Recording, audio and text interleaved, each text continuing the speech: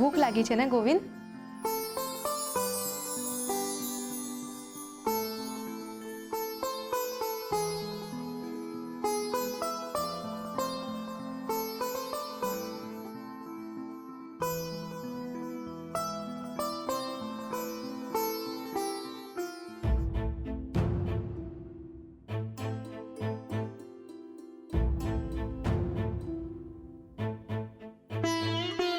હું થયું તુલસી? કેવી છે ગોવિંદની તબિયત? ગોકુળ કાકાની ઔષધ હારી અસર કરી અને ગોવિંદનો તાવ તો રાત્રે જ ઉતરી ગયો હતો. અને એ સવારે ઉઠ્યો ત્યારે ભૂખના લીધે રોવા માંડ્યો. પછી?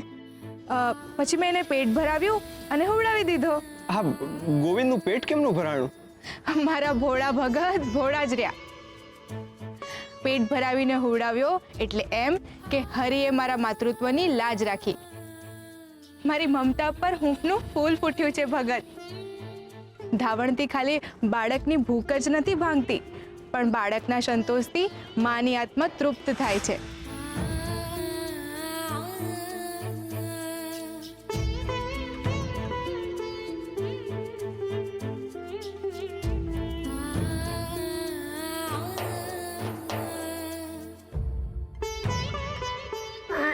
તમે કેમ રહ્યો તો?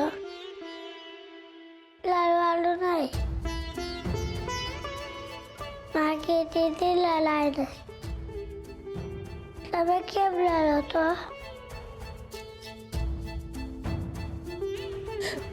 ગોવિંદ,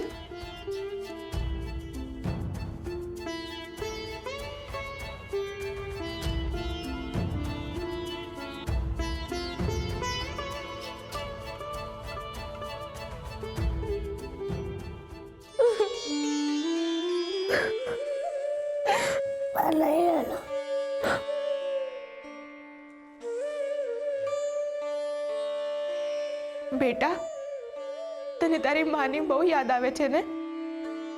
બહુ સાંભળે છે ને તારી માં અને તારું ઘર? હા. મને કે બેટા, શું નામ છે તારી માનું? ક્યાં છે તારું ઘર? કયા ગામનો છે તું? મને નહીં ખબર. બેટા, ગામનું નામ તો તને યાદ હશે ને? મને કઈ યાદ નથી. મને બધાની યાદ આવે છે. મને બીજી કાંઈ ખબર નથી. અરે રે બેટા, આમ રડાય નહીં. માં શું કહે છે? નો રડાય. તો પછી માની વાત માનવાની ને? હા. જો તને આમ માં રડતા જોઈ જાય તો એમને કેટલું દુઃખ થાય? થાય ને? પણ માં કઈ છે? તું ચિંતા ન કર, આપણે એમને ગોતી લઈશું. હરી આપણને માં પાસે લઈ જશે. હો,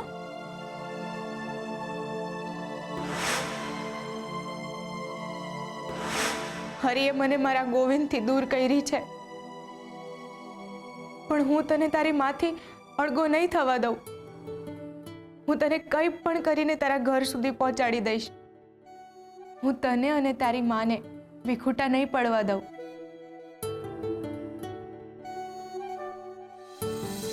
શું થાય છે બેટા? બહુ કળત આવે છે. અરે, આ તારું ખમીસ કેટલું મેલું છે. આ માટીના લીધે તને ખરજ આવતી હશે. લાવ, હું તને ખમીસ કાઢીને સાફ કરી દઉં. તું ચિંતા ના કરો, આપણે તારી માને ગોતી લઈશું.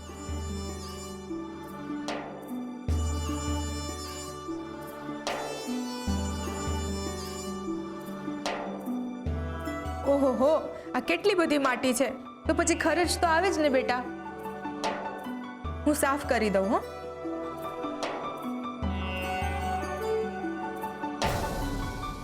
આ હું લખ્યું છે? ગોરસર ગામ.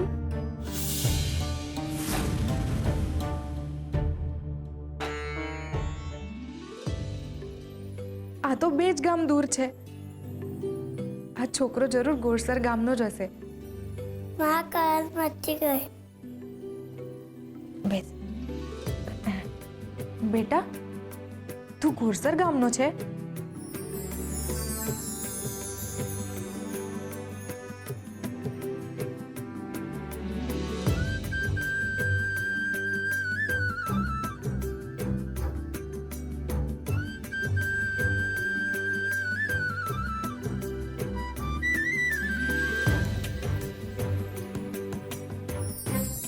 ન્યાય.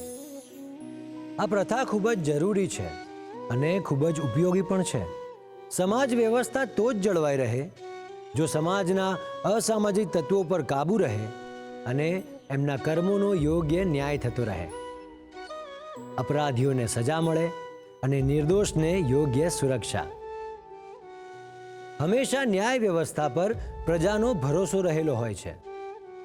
ન્યાય વ્યવસ્થાની સામે જોઈને પ્રજા પોતાની જાતને સુરક્ષિત માને છે. પરંતુ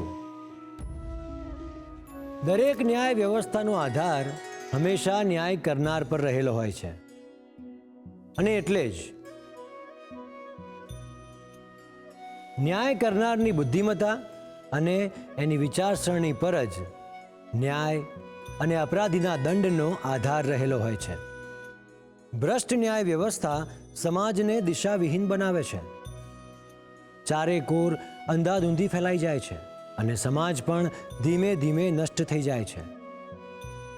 એટલે ન્યાય કરનાર હંમેશા ખૂબ જ બુદ્ધિશાળી અને શુભ વિચારો ધરાવનાર હોવો જોઈએ અને સાચા હૃદયનો માણસ પણ હોવો જોઈએ.